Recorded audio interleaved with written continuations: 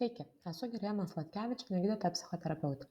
Ankstesniame video pristačiau pagrindinės emocijas - tai džiaugsmą, liūdesį, nerimą, baimę, pyktį, pasišlykštėjimą ir nustebimą. Taip pat trumpai aptariau jų svarbą ir funkciją kasdienybėje.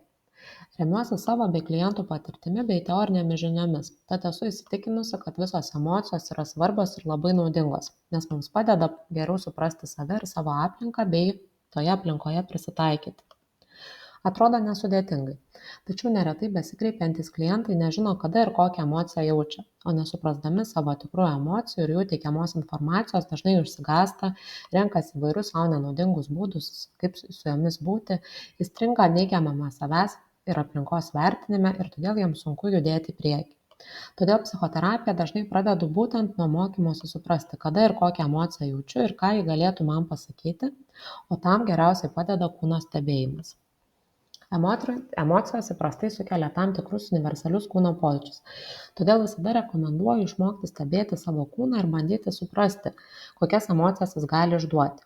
Žinant dažniausius universalius kūno pojūčius, įvairių emocijų metu tą padaryti nėra sudėtinga, tačiau reikia šiek tiek praktikos. Tai pristatysiu kitame pristatyme.